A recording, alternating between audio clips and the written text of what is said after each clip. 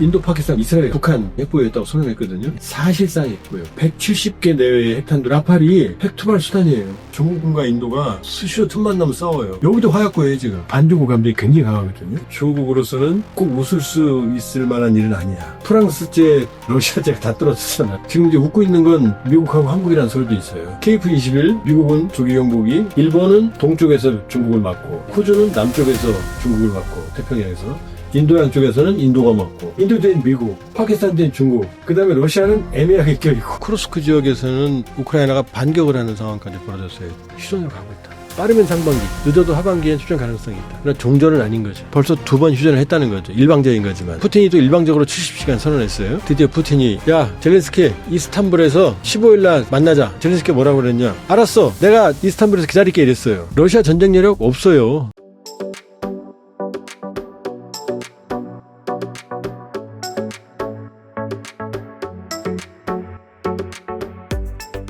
근데 박사님, 이게 파키스탄하고 인도는 핵보유국이잖아요. 지금 사실 우리나라 분들이 걱정하는 게 이거 요새 진짜 우발적으로 핵전쟁 나는 거 아니냐. 감정의 골도 굉장히 깊고. 예를 들어서 지금 98년 둘 다 공식 명시상부한 실질적 핵보유국이거든요. 그러니까 핵보유국은 국제법적 용어로 뉴클리어 웨펀 스테이트예요. 네. 이건 NPT 조약에 들어있어요. 그러니까 세계는 둘로 나뉘어요. 뉴클리어 웨펀 스테이트와 넌 뉴클리어 웨펀 스테이트. 핵 보유국과 비핵 보유국. 근데 여기서 말하는 뉴클리어 웨펀 스테이트는 미국, 영국, 프랑스, 중국, 러시아예요. 유엔 상임이사국 5개예요. 네. 얘네들은 뭐냐? 비핵 보유국을 위협하지 않는다. 평화적으로 쓴다라는 조건으로 국제사회 인정을 받았어요. 나머지는 그래, 니네들이 그러면 우리는 안 가질 테니까 약속 지켜? 우리도 핵 안 가질 거야 라고 약속한 거예요. 네. 이게 약속이 일종의 이제 합의인 거죠. 근데 요 사이에 인도, 파키스탄 98년 가졌죠. 네. 그 다음 이스라엘 가졌죠. 네. 그 다음에 북한. 네. 2017년 12월 기준으로 북한이 핵보유했다고 선언했거든요. 네. 그럼 이 친구도 핵 가졌잖아요. 네. 그럼 한국은 핵보유국이잖아요. 그쵸. 근데 이 친구들은 뉴클리어 웨펀 스테이트가 아니에요. 뉴클리어 웨펀 스테이트는 핵도 가지고 있고 국제법을 인정하는 국가들이에요. 네. 그럼 이 친구들은 명칭이 없어요. 사실상 핵보유. 국제사회가 인정을 안 하는데, 네. 그런데 이 핵은 가지고 있는 거죠. 그러니까 일반적인 사람들이 자동차 갖고 있으면 자동차 보유국 아니야? 그게 아니에요. 예를 들면 이런 거죠.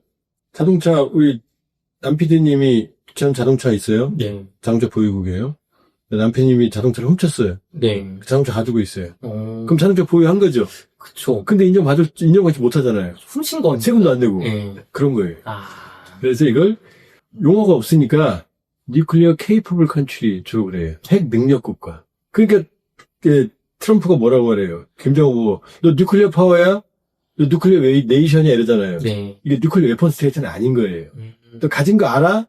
그렇지만 인정해 주는 것 같지만 인정하는 건 아닌 거죠. 그러니까 파키스탄과 인도는 뉴클리어 케이퍼블 컨트리, 실질적 핵 보유국이다 이렇게 말해요. 핵 능력 국가라고 말하기도 하고 복잡하죠. 네. 그런데 이 친구들은 대략 170개 내외의 핵탄두를 거의 비슷해요. 와. 핵탄두는 거의 비슷해요. 그러면 이게 핵투발 수단이 있어야 될 거 아니에요. 네. 라팔이 핵투발 수단이에요. 아, 정말요? 그럼 그래서 무서운 거예요. 핵탄두 투하할 수 있어요. 아. 라팔 우습게 보는데 이번에 절대로 이번 사건은 라팔 우습게 보면 안 돼요. 네. 자, 근데 보통 미사일이 더 중요하잖아요. 네. 파키스탄과 이란은 인도는 모두 상대 핵심 지역을 때릴 수 있는 중장거리 탄도미사일을 가지고 있어요. 이거 그럼 쏠 수 있는 거 아닙니까, 진짜? 그러면 양쪽이 쓰면 어떻게 돼요? 핵은 인도가 더 유리해요. 왜냐? 핵은 2차 보복 수단이 있어요. 인도는. 뭐냐? 자, 지상에서 미사일을 발사하죠? 네. 그럼 지상 기지는 대부분 알아요. 이동식 발사대가 있지만 네. 이 생명력에 한계가 있거든요. 그럼 2차 보복 수단이 뭐냐? 바로 전략 폭격기. 항상 떠 있잖아요. 네. 얘는 못 잡잖아요. 서로 어디 있는지 알기 때문에 1차 보복 수단을 때리거든요. 네. 그럼 1차 의도 맞고 2차로 때릴 수 있어야 될 거 아니에요. 네. 파키스탄은 2차 보복 수단이 없어요. 2차 보복 수단은 이동식 발사대 그거는 제한되니까. 네. 실질적인 이제 2차 보복 수단은 전략 폭격기와 잠수함. 잠수함 물속에 들어가면 못 잡잖아요. 네. 지금 이 인도는 라팔의 핵투발 수단이라고 그랬잖아요. 네. 달 수 있어요. 공중에 항상 떠 있으면 될 거 아니에요. 네. 근데 못 잡잖아요. 그 다음에 이번은 서로 정면 대결해서 기다리고 있었으니까 잡은 거고. 그 다음에 인도는 SSBN 전략 핵잠수 2척 있다고 그랬잖아요. 네. 그 물속에 들어가 있으면 못 잡아요. 지금까지 이 잠수함, 물속에서 영화 보면 잠수함끼리 막 어뢰 쏘죠? 네. 다 거짓말이에요. 아, 그래요? 지구 역사상 잠수함끼리 서로 교전한 사례가 없어요. 아, 정말요? 네, 다 거짓말이에요. 다 거짓말이에요? 그 물속에서 정확하게 네. 잠수함끼리 교전해서 격침된 사례는 없어요. 어, 예를 들면 떠있는 잠수함을 쐈다든지 네. 떠오른 잠수함을 쐈다든지 들어있는 걸 잡았다든지 이건 있는데 네. 왜 그게 안 되느냐. 물속에 들어가는 순간 얘가 잠수해버리고 안 나오면 사실상 못 잡아요. 여기 레이더가 못 들어가잖아요. 소나로 이제 소리를 듣거든요. 소나 탐지거리가 그렇게 얼마 안 돼요. 그러니까 핵체전 잠수함은 이론적으로 물속에 들어가면 안 나올 수 있어요. 핵연료 다 태울 때까지 10년, 20년. 그러니까 물속에 들어가면 10년 견딜 수 있는 거예요. 최소. 근데 왜 나와야 돼요? 먹을 게 없어요. 아, 승무원들 먹을 게 없으니까. 네. 보급해야 되는. 왜냐하면 재래식 잠수함은 디젤 엔진을 돌리면 잠수함 안에 있는 공기를 태우잖아요. 네. 공기가 없잖아요. 그러니까 신기하다. 어떻게 나와서 스노클링이라고 엔진을 돌려서 축전한 다음에 들어가서 전기로 가는 거예요. 근데 금방 떨어지고 또 나와야 되잖아요. 네. 그 대가리 드밀면 어떻게 돼요? 보이니까 죽잖아요. 네. 그러니까 머리 굴린 게 들어있어서 요 빨대만 올리는. 빨대만. 그러니까 이걸 스노클링이라고 해요.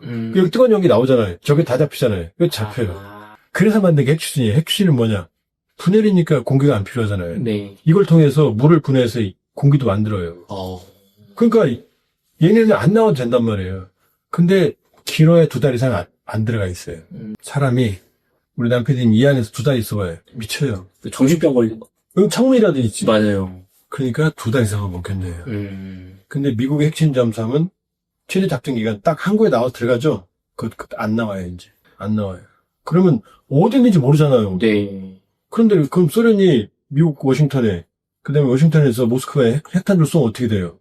얘네들이 지금 물속에 들어있잖아요. 네. 그 다음에 전략 폭격이 항상 떠있어요, 냉정기에는. 네. 얘네 떠있으니까 못 잡잖아요. 그쵸. 발사하니까. 자, 얘기가 길어졌는데, 파키스탄은 이게 없잖아요. 핵추진 잠수함이 없잖아요. 네. 라팔처럼 핵투발 수단도 없잖아요. 그러니까 핵탄두는 똑같지만, 네. 파키스탄이 만약 핵공격한다 그러면은, 인도는 똑같이 당하진 않죠. 2차 보복 수단이 있으니까. 그러니까, 절박하면 쓸 수는 있겠지만, 핵전쟁이 일어나면, 공멸은 하는데, 인도가 유리하죠. 일단 땅덩어리 더 넓고, 늪에 넓고, 2차 추발 수단이 있고. 네. 파키스탄은 알죠. 그러니까 먼저 쓴다고 떠드는 거죠. 거기다 또 하나, 상대방 수뇌부만 제거하면 되거든요. 네. 수도권만 공격하면 될 거 아니에요. 제거하면 될 거 아니에요. 네.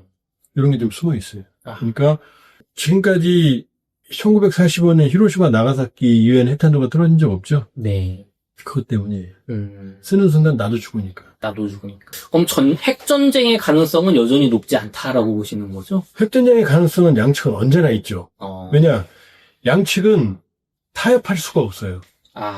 그러니까 한쪽을 왜 쥐도 구석에 몰리면 고양이 문다고 그러잖아요. 네. 그러니까 양측이 항상 어떻게 도망갈 구멍을 터줘야 돼요. 아까 지금 공중전 지금 인터넷에 떠도는 시나리오 중에 하나가 네. 파키스탄이 5기를 격추시키니까 더 이상 공격 안 했다고 그랬잖아요. 네. 더 이상 공격하면 개멸되면 어떻게 돼요? 이때는 쓸 수밖에 없지, 널. 무너지니까, 권력이. 네. 자존심이 무너지니까. 거꾸로, 인더스 강물을, 야, 그래도 우리, 물은 손대지 말자. 라고 합의한 게 인더스 협약이거든요. 네. 언제나 지켜왔어요. 이번에 지금 막았거든요. 인도가 지금 코피 터졌는데, 라팔 세대, 미국 29, SU-32 다섯 대가 다 떨어졌다면, 네. 아직은 더 확인해 봐야 돼요. 지나가면 다 얘기 다른 적이 많아요.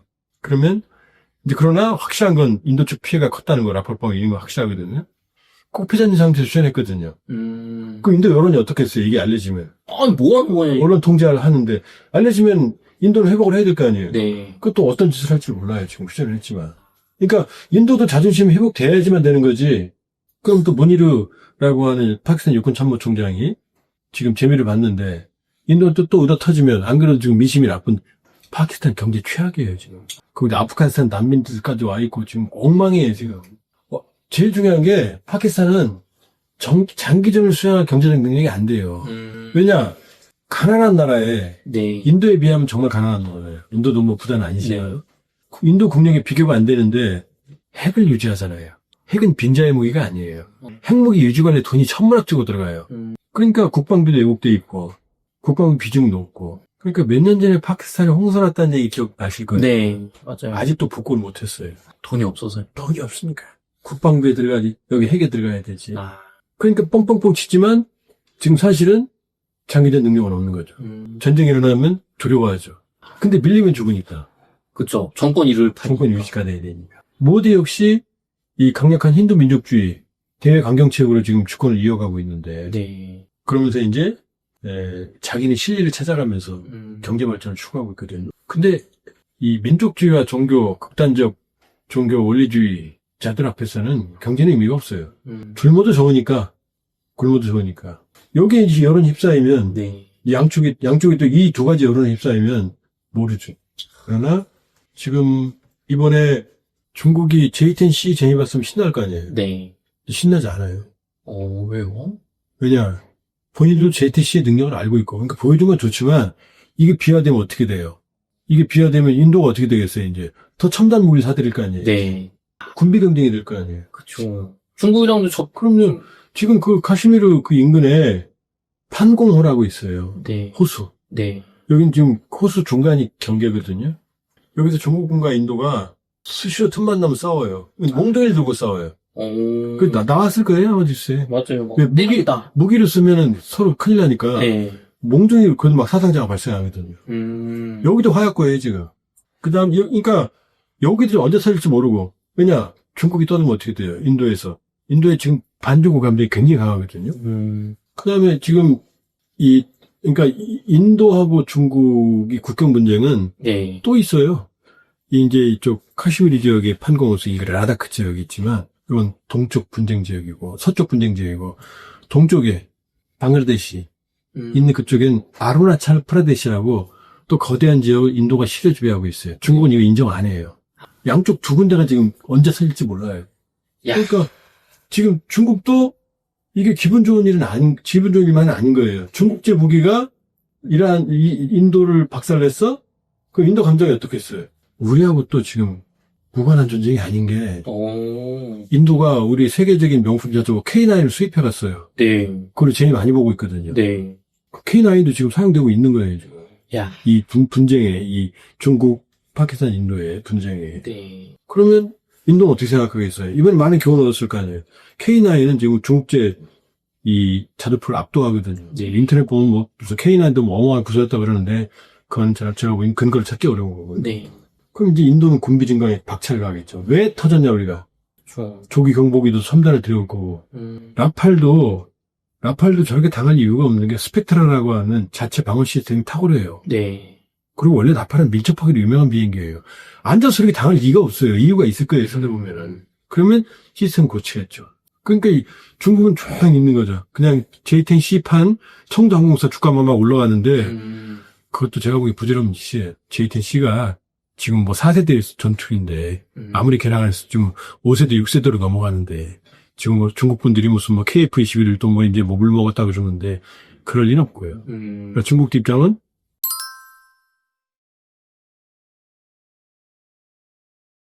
복잡하다. 이게 단순히 인도 파키스탄 전쟁이 아니라 중국과 인도의 또 전쟁으로 또 갈 수도 있는 그런. 왜냐면 인도 입장에서는 이번에 지금 이것도 뭐 확인을 해봐야 되는데 지금 라팔도 사거리 200km인데 미티어라는 미사일을 가지고 있거든요. 네. 공중전에서 200km 잡아버리거든. 그러면 이건 KF-21에도 장착되게 돼 있어요. 네.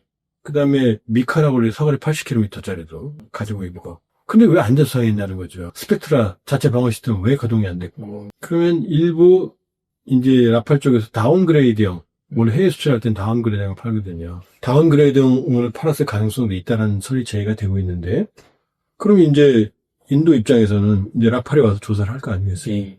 라팔에 와서 조사를 하면, 뭐 라팔에 이제 더 많이 살 가능성도 있죠. 더 많이.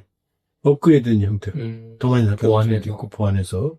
그리고 이제, 이게 좋은 건 뭐 크게 우리가 쾌재를 부릴 건 아닌데, 일단, 나토도 군비 증가. 이제 인도도 군비 증가. 그러면 인도 입장에서는 어떻게 돼요? 지금 이제 웃고 있는 건 미국하고 한국이라는 설도 있어요. 왜냐, 프랑스제, 러시아제가 다 떨어졌잖아요. 아, 그쵸. 그러면 미국 비행기 떨어진 게 없으니까. 네. KF-21, 팔로, 네. 그 다음에 미국은 미국 비행기, 조기 경보기, 이런 것들, 팔로, 네. 뭐 이런 얘기들이 돌고 있거든요. 그러니까 어찌됐건 중국으로서는 이게 꼭 웃을 수 있을 만한 일은 아니야. 다가올 중인, 네. 인도 중국 간의 분쟁, 판공호수, 그 다음은 아르나찰 프라데시주, 그쪽, 네. 이 아크사이친, 이쪽 지역의 충돌의 대회에서 인도가 이 무력을 강화할 수도 있잖아요. 네. 어마어마하게. 그러면 인도는 항공모함도 2척이나 있다고 그랬잖아요. 크란타우, 크라마드차, SSBN 핵잠수함 2개나 있고. 그러니까 미국이 자꾸 인도를 쿼드에서 그 인도 태평양 전략에 끌어들이는 거예요. 네. 일본은 동쪽에서 중국을 막고, 호주는 남쪽에서 중국을 막고, 태평양에서. 인도양 쪽에서는 인도가 막고, 인도 항공모함 2척, SSB 2척도 견제가 되잖아요. 네. 지금 견제가 되잖아요. 그러니까 인도를 지금 승질나게 했으니 그 배후에 지금 중국이 있다고 생각하고 있고, 네. 그리고 그 J-10C를 운영을 하고 있지만 청도항공사에서 인도하고 파키스탄하고 중국은 JF-17이라고 해서 공동으로 개발한 전투기도 있어요. 그때 중국제죠 사실은. 근데 이번에 보도가 뭐가 있냐면 원래 PL-15E라고 하는 이 장거리 공대공 미사일, 네.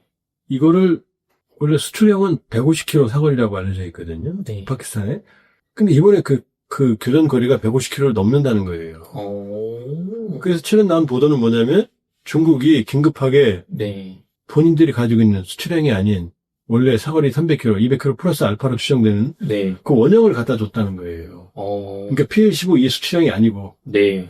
그러면 인도가 알 거 아니에요, 그걸. 그쵸. 그럼 지금 이 원흉이 라팔이 이 추락한 원흉이 중국이 되는 거잖아요. 네, 그쵸. 그러면 지금 이를 갈 거 아니에요, 중국에 대해서. 그쵸. 그러면 파키스탄하고도 있지만 그 화풀이를 중국에 할 수도 있죠.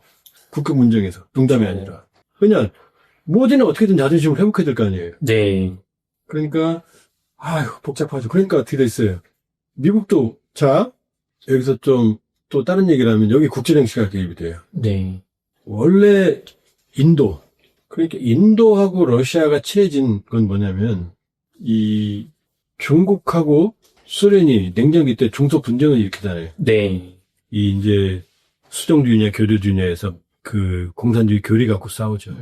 후르초프는 스탈린, 탈스타인. 근데 마오쩌둥은 스탈린주의자니까 서로 싸우거든요.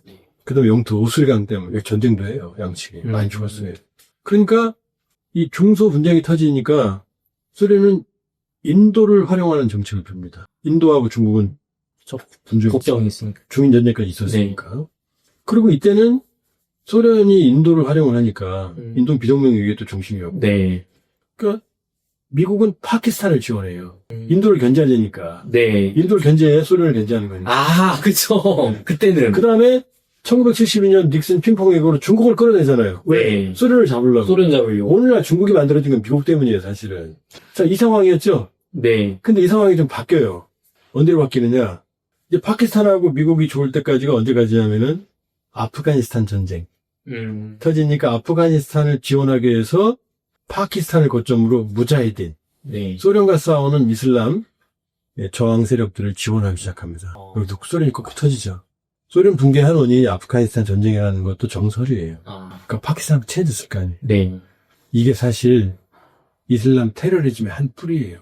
이때 어마어마한 무기가 풀리고 각 이슬람 분파들이 자체 무장을 가지고 교리로 무장을 하면서 테러 조직을 성장하기 시작한 거예요. 무수하게. 그러니까 테러와의 전쟁에 빌미를 제공한 것도 미국이다라고 볼 수 있는. 그런데 이제 시간이 지나면서 이제 냉전 시대가 끝났잖아요. 네. 냉전 시대가 끝나니까 중국이 부상하면서 중국은 인도를 견제하기 위해서 파키스탄에 접근해. 1대1로. 그래서 파키스탄은 중국 1대1로의 거점이에요. 옛날 그 카라쿠라미 실크로드 이런 걸 통해서 고속도로 같은 걸 통해서 어마어마한 식료품들이 지금 중국으로 들어가요. 그리고 중국에서 파키스탄 들어가요. 그 다음에 이 파키스탄의 항구를 네. 통하면은 인도양으로 나올 수 있잖아요. 네. 이게 이 파키스탄 항구가 중국이 탐내는 이미 거의 장악하고 있습니다. 그러니까 미국 입장에서는요, 이것들 봐라? 그러니까 미국하고 파키스탄의 거리가 멀어지죠. 그쵸, 중국 견제를 되니까. 그러니까 무기가 이제 파키스탄 F-16도 있거든요. 미국에 사간 거. 옛날에 도와줬으니까. 네. 이게 이제 F-16도 있지만, 이제 JF-17, 중국 가갑작, JT-C, 중국제, 이런 걸 중국제 무기로 무장하는 거지. 지금 이제 파키스탄이 중국제 무기로 바뀌고 있어요. 네. 그러니까 미국은 어떻게 해요? 요것들 봐라? 인도, 쿼드, 얘네 일로 와. 중국도 적 잡아야 되지? 중인전쟁까지 했으니까, 영통전 네. 하니까. 중국하고는 화해가 안 돼요. 그러니까, 인도는 미국이 끌어들인 거죠. 인도 뒤에 미국이 있죠. 네. 그 다음에 또 인도는 전통적으로 러시아하고 친했으니까, 러시아제 무기. 그러니까 지금 항공모함 두 척 있다고 그랬죠? 네. 그게 다 러시아 기술을 지원받은 거예요. 비크람 마티차는 아예 네. 러시아 항공을 갖다 개조한 거고, 비크란테는 자체에 건조했지만 러시아 지원을 받은 거고, 핵추진 잠수함 두 척도 다 러시아 기술을 지원받은 거예요. 그러니까 이 뒤에 누가 있어요? 파키스탄 된 중국, 인도 된 미국, 그 다음에 러시아는 애매하게 껴있고. 네. 그러니까 이게 이번에 사태가 나니까 미국도 개입했던 것 같고, 이 트럼프 말로 이제 자기들이 중재했다고 그러고, 그리고 왜냐면 여기가 터져버리면 코피 터지잖아요, 지금. 네. 러전제, 중도. 여기까지 터지면 관리가 안 되잖아요. 네. 북한 문제 해결해야 되는데. 그 트럼프 대통령은 마코 루비오, 그 국무장관 포함해서, 그래서 중재를 했다라고 얘기를 하고 있고, 네. 인도는 아니다. 파키스탄이 먼저 손 내밀었다. 자존심 상하니까. 그래서 지금 일찍 휴전한 거다. 그런데 휴전만 했지 합의 내용은 없어요. 아무것도. 지금 뭐 테러리스트 어떻게 할 거고, 사건 규명 어떻게 할 거고, 인도스 협약, 인도스가 어떻게 할지. 그러니까 아직은 몰라요. 지금도 LOC, 통제선. 네. 선 계속 그 교전이 일부 있는 것으로 지금 얘기가 되고 있어요. 그러니까 큰 의미로 보면 이제 세계 화약고라고 그러잖아요. 카슈미르. 이 세계 화약고가 사실은 보이지 않게 중국이 같이 연루가 되어버린 거죠. 중국이 영토 분쟁인 중국 무기로 네. 파키스탄이 이 인도에 상처를 입혔으니 네. 여기서 인도가 가만히 있겠냐 이거죠. 인도도 가만히 있을 나라는 아니죠. 쉽지가 않죠. 그러니까 지금 일단은 다행입니다. 다행이고. 근데 여러 가지 파키스탄 경제나 내부 문제, 정치 문제, 또 인도 이번에 코피 터진 거, 그 다음에 미국 입장, 중국 입장, 복잡하게 이렇게 일단 휴전을 했는데 불씨는 남아있다. 불신 남아있다. 이번에 넘어가도 이번에 만일에 인도가 손실을 봤다고 판단하면 언젠가는 본인들이 이기는 게임을 한 번 더 할 거예요. 전면전은 뭐 가기는 어려워도. 그렇다면은 지금 요 파키스탄 뒤에는 중국이 있고 인도 뒤에는 미국이 있다고 하셨는데 어떻게 보면 인도가 펀치 한 번 맞은 거잖아요.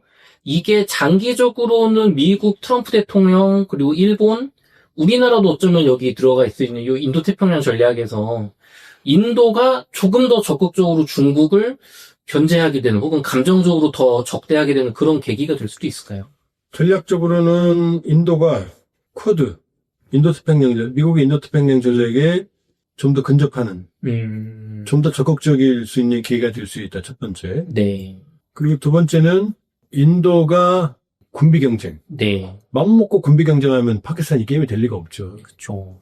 그러니까 인도가 군비 강화를 네. 할 가능성이 있다. 그렇게 보면 일단 인도태평양 전략에 지금 바이든 정부가 네. 우리를 끌어들이려고 했던 게 바로 캠프 데이비드 정상회의거든요. 네. 한미일 정상회의. 미국의 딜레마는 뭐냐면 나토 같은 집단방위 체제가 아시아에는 없잖아요. 네. 인태에는. 이걸 만들고 싶은데 안 되죠. 양자는 돼요. 미일, 한미, 필리핀, 미태국, 미호주 다 되거든요. 근데 이걸 묶는 건 안 된단 말이에요. 유럽과 상황이 다르니까. 그럼 어디를 묶고 싶어 하느냐? 동북아시아 강자 둘, 군사력 강자. 한국과 일본과 미국을 묶는 3자 군사 협력을 하고 싶어 했거든요. 네. 한미는 돼요? 미일도 돼요. 근데 한일이 안 되잖아요. 네. 그래서 윤석열 정부 등을 쳐서 해 그러니까 윤석열 정부는 오케이 하고 나갔잖아요. 네. 옛날 다 뭐 없던 일로 하자 이렇게 하면 뭐 국내 여론이 반발이 많았죠. 전략적으로 보면 미국 입장에서는 한미일 그래서 캠프 데이비드 정상회의 끝나고 바이든이 입이 여기 걸렸어요. 나 오늘 정말 행복한 날이야 막 이랬어요. 왜냐 한미일 군사협력을 거치고 훈련도 해요. 한미일 군사협력 합니다. 훈련. 그러면 미국의 힘이 덜 들거든요. 한미일 셋이 손잡으면 중국은 코피 터지는 건 시간 문제고. 그러니까 우리를 이미 끌어들였어요. 인도태평양 전략에. 네. 그러니까 인도 이걸 통해서 미국은 또 어떻게 했겠어요? 저 중국 제목이 허접스러워 봤는데, 그럴 게 아니네. 네. 어쨌든 능력은 입증한 거거든요. 네. 아무리 저기 하더라도 중국 전투기 최초의 4.5세대 전투기 격추살이거든요. 네. 그럼 어떡하겠어요? 군비 경쟁을 더 강화하겠죠, 미국. 중국을 억제하기 위한 미국의 국방력은 지금 뭐 국방비 줄이려고 하지만 네. 트럼프 대통령도 생각은 달라지겠죠. 트럼프 대통령도 중국은 잡겠다는 건 확실하거든요. 미국은 바이든이든 오바마든 트럼프든 모두 다 중국 잡겠다는 게 목표거든요. 네. 그러면은 지금 이번 전쟁은 러 전쟁도 인민군 파병으로 우리가 연계가 돼 있잖아요. 네. 당장 중국이 인도가 쓰는 K9 자주포 우리가 둔 거거든요. 네. 그러면 이게 무기 체계나 문화보나 그 다음에 국제 정세로 보나 이번 인도 파키스탄 분쟁은 우리가 자연히 열릴 수밖에 없다. 미국의 대전략, 인도의 전략, 중국의 전략, 그 다음 군비 경쟁. 군비 경쟁을 하게 되면 가장 빠른 시간에 가성비 높은 무기를 공부할 수 있는 건 우리밖에 없거든요. 네. 그러니까 이미 경제적으로 초연결 시대지만 이제 안보적으로도 초연결 시대가 됐다는 걸 확인시켜주는 게 이번 인도 파키스탄 분쟁이다 이렇게 볼 수 있어요.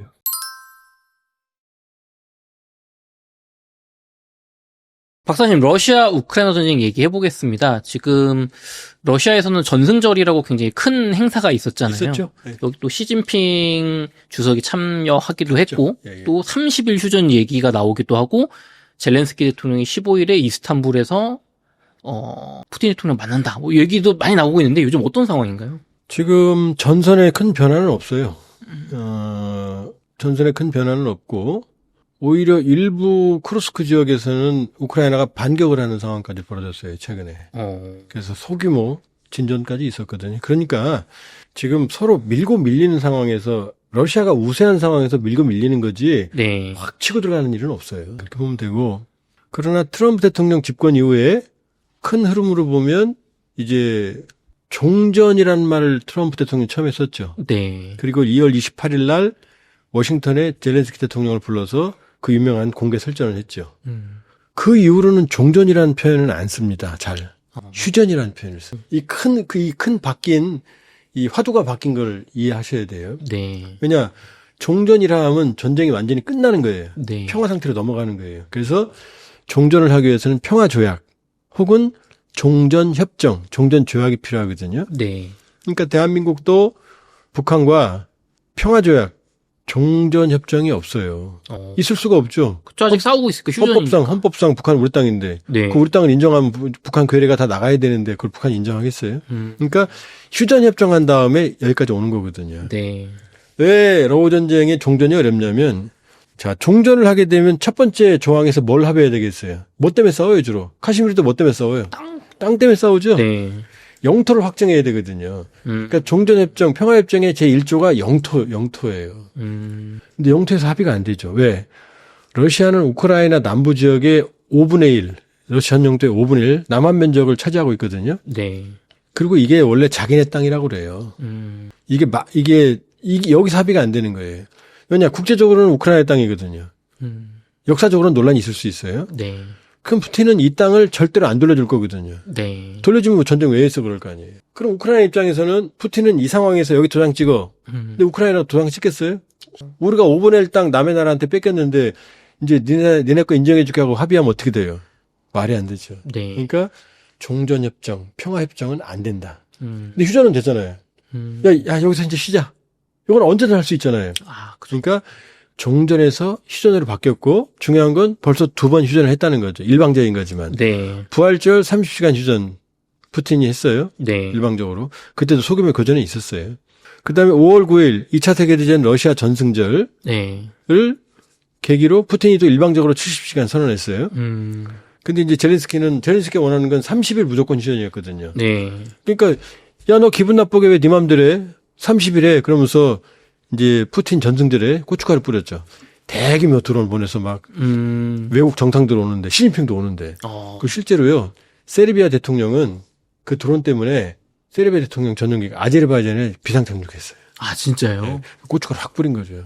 그러나 대규모 교전은 없었어요. 벌써 2번 자 종전에서 휴전으로 말이 바뀌었고 실제 2번 휴전했죠. 네. 드디어 푸틴이 어떻게 했어요? 11일 날. 야 젤렌스키 이스탄불에서 15일 날 만나자 이렇게 말했거든요. 이거 처음이에요. 그쵸. 푸틴이 젤렌스키는 거의 개무시했잖아요. 예, 예. 직접 만나자 그랬거든요. 네. 근데 이게 러우가 직접 만나는 건지 네. 젤렌스키와 푸틴이 직접 만나는 건지는 애매해요. 네. 그랬더니 젤렌스키가 뭐라고 그랬냐. 알았어. 내가 이스탄불에서 기다릴게 이랬어요. 그럼 흐름이 어떻게 돼요? 종전에서 휴전, 2번 휴전했고 30휴전 제안했고 네. 이스탄불에서 푸틴하고 젤렌스키가 만나면 어떻게 되겠어요? 그날 합의가 없더라도 네. 그럼 어디로 가는 거예요? 약간 휴전 쪽으로. 휴전으로 가는 거죠. 왜냐? 지금 뭐 많은 논란이 있지만 지금 전선 교착 규모를 보면 2023년 6월 전선에서 거의 변화가 없어요. 그러니까 초기에 러시아가 밀고 들어갔다가 그 다음부터는 우크라이나가 회복을 했어요. 그러니까 2023년 6월까지. 네. 지금 현재 전선, 남부 해랑 지역 이 전선. 그러다 2023년 6월에 이 우크라이나는 서방이 지원하는 무기를 갖고 대공세를 했어요. 네. 이 남부 해랑을 뚫어버리려고, 남부 벨트를 끊어버리려고 아조우까지. 근데 거기서 실패했어요. 그러니까 초기에는 푸틴이 삽질했고 준비 안 되고 들어갔고 네. 2023년 6월에는 젤렌스키가 삽질했어요. 무모하게 전력을 낭비했어요. 그러니까 양쪽이 지쳤을 거 아니에요. 네. 그러니까 양쪽이 전황을 바꿀 만한 대공세는 없어요. 그 이후로는 소규모 교전이에요, 그냥. 네. 그래서 어디서 진격했다, 어디서 뺏었다. 그 다음에 한번 놀랬던 게 지난해 8월 젤렌스키가 거꾸로 네. 남부 해랑은 남만 면적 정도는 우크라이나 영토고 러시아가 침범한 거고 지난해 8월에 러시아의 자존심 쿠르스크 지역을 치고 들어갔거든요. 네. 그래서 여기에 1200제곱킬로미터, 뭐 1300, 1200 설이 많아요. 서울 주변 면적을 우크라이나가 한 2주 만에 장악해 버렸어요. 그 푸틴 입장은 어떻게 돼요? 러시아 전승의 첫 전승의 이 시작이 여기거든요. 쿠르스크거든요. 네. 그러니까 히틀러 몰락이 시작된 게 여기거든요. 물론 이제 남쪽에 스탈린그라도 있지만 쿠르스크 대평원 하면 러시아 그 전승의 상징이거든요. 네. 여길 뺏겼잖아요. 아. 북한군이 여기 간 거예요. 여기에. 그러니까 여기에서 좁은 지역이지만 격전이 벌어졌는데 푸틴 말대로 북한군의 도움을 받아서 네. 여기 거의 100% 이제 탈환했거든요. 그러니까 지금 계속 쿠르스크 그랬죠? 네. 면적은 아주 작았어요. 아. 전체 전장 면적이 1%도 안 됐어요. 근데 여기를 지금 회복했잖아요. 쿠르스크 푸틴 입장에서는. 남부는 이제 진전이 없잖아요. 소모전이잖아요. 네. 그럼 푸틴은 어떻게 해요, 이제? 이제 울고 싶은데 뺨 때려주니까 트럼프가. 네. 이제 휴전해야지. 자, 일부 러시아의 정예 병력들이 지금 잔존돼 있다 그러는데. 네. 지금 러시아 병력 분포도를 보면. 네. 러시아 정예 병력은 다 쿠르스크와 남부전선 쪽에 포진돼 있어요. 정예 병력을 온전해 놓고 국가의 명운을 건 전쟁을 어떻게 합니까? 쿠르스크 자존심인데까지 뺏겼는데 북한군까지 끌어들여가지고. 그쵸. 러시아 전쟁 여력 없어요.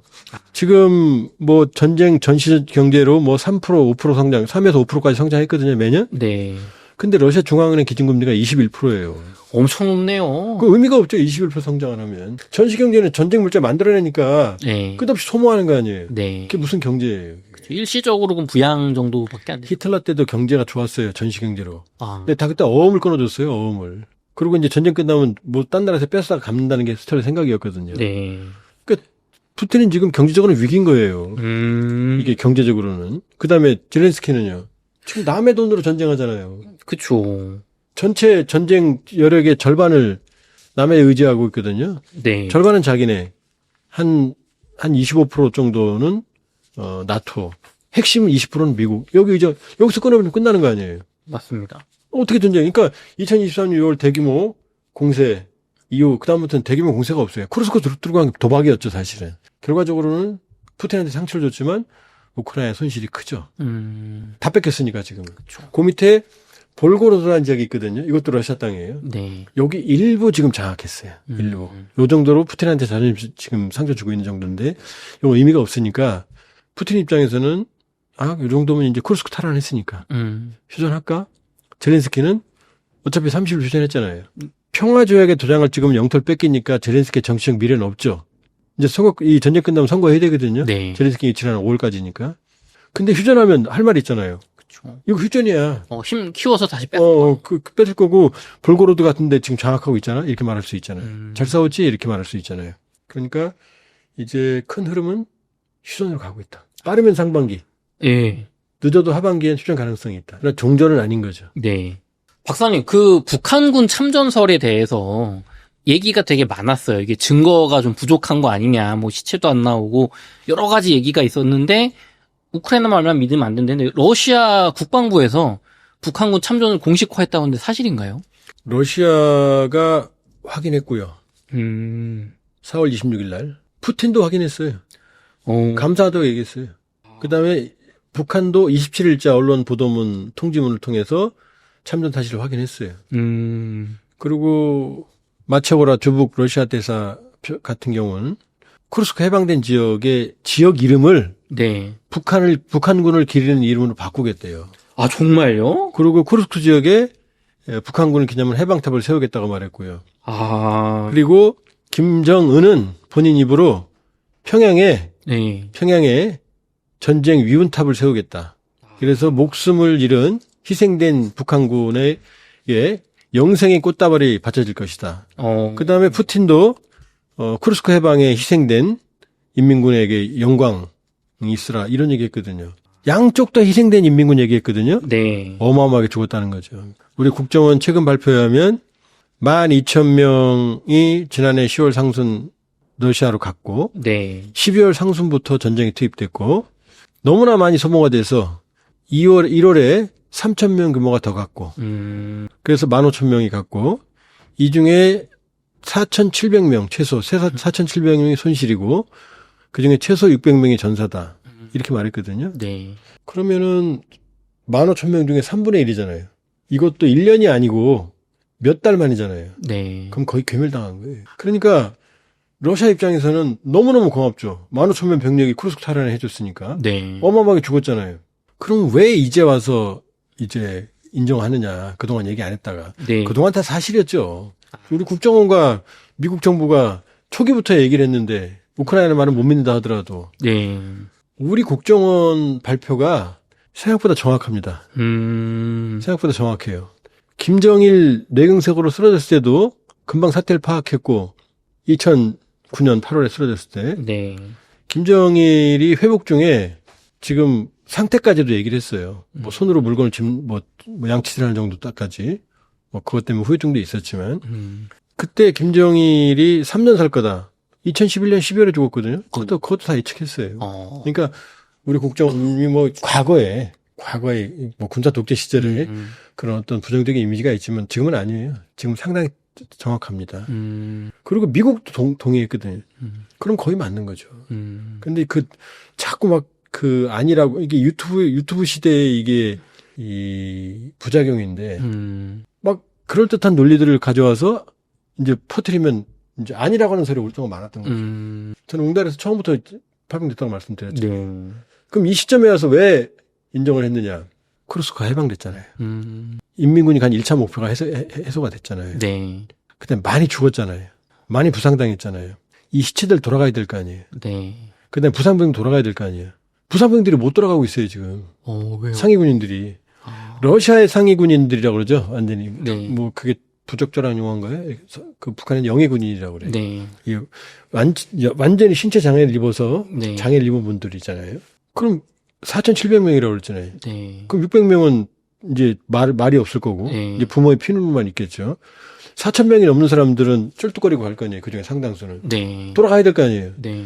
러시아의 부상병들은 북한에 가서 요양받고 온 적이 있어요. 근데 북한군은 못 돌아갔거든요. 지금 격리돼 있어요, 지금. 돌아가야 될 거 아니에요. 그죠. 집으로 가야죠. 그 얘기할 거 아니에요. 때가 된 거죠. 그 다음에 지금 휴전 모드로 들어가고 있잖아요. 그러니까 말을 할 수밖에 없는 거예요. 그리고 전승절 때 사실상 푸틴이 승리를 선언했거든요, 지금. 네. 그러면 이제 북한군에 감사를 해야 될 거 아니에요. 그러니까 이때 양측이 이제 인정을 한 거죠. 공식적으로 그렇죠. 때가 됐군요. 그러면 이제 북한군이 철수하냐? 그건 아니죠. 휴전에도. 왜냐? 우크라이나 영토의 5분의 1 남한 면적을 지키려면 얼마나 많은 병력이 필요하겠어요. 그렇죠. 우리 저 DMZ에 MDL 군사분계선에 어마어마한 병력이 있잖아요. 어쩌면 추가 파병될 수도 있어요. 전투 병력은 돌아가고 신규 교대로 더 많은 병력이 파병될 수도 있어요. 요 상황입니다.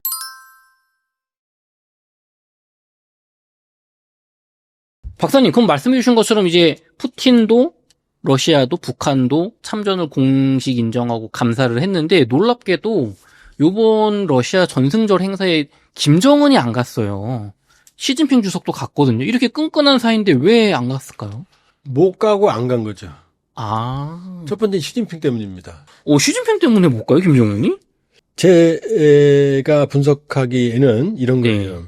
중국은 네. 이거 좀 자존심 상하는 얘기인데 제가 동의하는 건 아니에요. 네. 이상한 댓글 달릴까 봐. 네. 북한을 속국으로 봐요. 아. 자기 똘마니로 본다 이거죠. 네. 항상 중국이 5,000년 동안 우리를 얼마나 깔봤어요. 그쵸. 조공하라고 그러고 사대. 우리 또 사대도 했잖아요, 사실. 그쵸. 중국 황제 죽으면 막 제사 지내고 국하고 왕까지. 그러니까 중국은 북한을 속국으로 봅니다. 북한은 아니라고 그러죠. 네. 북한은 속국으로 한 적 없어요. 항상 대들었어요. 그런데 시진핑 입장에서 어떻게 돼요? 자기가 갔는데 네. 김정은이랑 시진핑이랑 트럼프랑 푸틴이랑 같이 셋 있을 거 아니에요. 네. 그럼 자기가 동급이 되는 거잖아요. 속국이. 아. 나 기분 나빠. 첫째, 이 번째. 두 번째, 이번에 중국이 시진핑이 푸틴을 만난 건 그렇게 즐거운 만남은 아니에요. 아. 왜냐, 유럽에서는 지금 푸틴하고 싸우는 거잖아요. 살상무기 지원해서. 네. 그럼 중국이 물건 파는 데가 주요 시장 중에 하나가 유럽이잖아요. 네. 그럼 시진핑이 가서 푸틴이랑 즐겁게 포옹하면 유럽이 어떻게 보겠어요? 아, 저거 나쁜 놈들 저거. 그 나쁜 놈들이네. 저 악동이네. 그러니까. 네. 그러면 중국이 경제를 살려야 되는데. 그쵸. 그러니까 근데 시진핑 입장에서는 지금 인도태평양 전략으로 지금 외교안보적으로 몰리고 네. 관세를 몰리고 트럼프는 어떻게든 바이든, 오바마, 트럼프 1기, 바이든, 트럼프 2기 모두 자기 죽이려고 한다는 거 알잖아요. 네. 그럼 든든한 우군이 있어야 될 거 아니에요. 그러니까 전략적 연대를 해서 간 거죠. 아. 어쩔 수 없이 간 거예요, 사실. 네. 그렇게 즐거운 발걸음은 아니에요. 어차피 두 악동이 돼버렸잖아요, 지금. 네. 푸틴은 범죄자예요. 전형범죄로 지금 ICC에 제소돼 있어요. 근데 시진핑은 범죄자는 아니잖아요. 체포영장 발부 안 돼 있잖아요, 지금. 네. 갔는데 두 악동이 돼버린 거잖아요. 그쵸. 근데 여기다 더 나쁜 놈이 한 놈 있잖아요. 누구예요? 김정은이잖아요. 네. 김정은이 가면 어떻게 돼요? 새 악동이 되잖아요, 지금. 그 악동의 이미지가 더 강화되는 거잖아요. 시진핑 입장에서 내가 저들 정도는 아니지 했는데. 그렇죠. 그렇지. 동네 불량배지 범죄자 전과자는 아니죠. 그러니까 시진핑 싫어했을 거고. 그럼 김정은은 못 간 거죠. 시진핑 때문에. 네. 근데 못 간 게 아니고 본인도 안 가요. 왜냐? 김정은은 과대망상증 환자거든요. 세계적인 정치적 위인이라고 표현하거든요. 북한 관영 매체에서. 네. 그러면 이번에 20 몇 개국 정상들이 갔는데 네. 김정은이 가면 어떻게 돼요? 그 중에 하나잖아요. 네. 트럼프하고 만날 땐 전 세계가 주목했잖아요. 아. 그러니까 본인은 전 세계 스포트라이트를 받고 싶어요. 푸틴이 지난해 6월에 평양에 갔을 때 전 세계가 주목했거든요. 네. 그 다음에 그 전에 9월에 2023년 9월에 바스토신이 김정은이 갔을 때 전 세계가 주목했거든요. 시시각. 김정은 기차 출발할 때. 그러니까 본인은 어때요? 내가 n분의 1이야? 내가 세계를 주름잡는 세계적인 그 스포트라이트를 받는 사람인데 세계를 선도하는 사람인데 내가 그 정도야? 나 안 가. 그 어디서 그 속셈을 알 수 있느냐? 거긴 안 가고 어디 갔느냐? 주북 평양 대사관에 거기 찾아갔어요. 거기서 연설까지 했어요. 가장 친한 분 나의 동지 푸틴에 가면서 나 살아있다 이거죠. 알지? 내가 도와준 거 알지? 그 전날은요. 그 전날에는 북한이 러시아에 지원해준 KN-23 네. 화성공습형 단거리 탄도미사일 그다음 KN-26, 25 육경우리 초대형 이거 다 지원했거든요. 빵빵 쏘면 왜 쐈겠어요? 전날에. 저 직전에. 내가 지원한 거 알지? 푸틴 형. 그다음에 그 대사관에 가서는 김정은이 그 대사관에 왜 가요? 급이 안 맞게. 가서 연설까지 했어요. 김계도 데리고 갔어요. 가서 뭐라고 말했느냐. 우크라이나의 나치들 이것들을 침략했기 때문에 우리가 이런 얘기까지 했거든요. 뭐냐 전승절에 자기 존재감은 보여준 거죠. 시진핑 때문에 못 가기도 했지만 김정은이 자존심상 안 갔다. 이제 자기가 스타가 되는 걸 기다리고 있죠. 아. 근데 박사님 그럼 그렇다고 뭐 김정은이 뭐 계속 안 가나요? 이거 뭐 푸틴 안 만나나요? 올해 갑니다. 이게 예측이 아니고. 네. 예측이 틀리면 또 신뢰가 떨어지니까. 네. 크렘린궁을 김정은이 간다고요? 러시아 대통령실에서 네. 올해 외무부에서 올해 김정은이 러시아 방문한다고 공식 발표했어요. 아. 가겠죠. 아주 특별한 일이 없으면 가겠죠. 그래서 이번에 5월 9일 날 가는 거 아니야? 이런 설이 많았거든요. 근데 우리 국정원이 사전에 국회 정보위 보고를 통해서 안 갈 것 같다. 안 갈 것 같다. 징후를 보니까. 왜냐하면 김정은이 움직이려면 일단 경호팀이 먼저 파견돼야 돼요. 경호에 목숨 걸잖아요. 맞아요. 지 화장실까지 갖고 다니고 생체 정보 때문에. 그다음에 김창선이라는 인물이 있어요.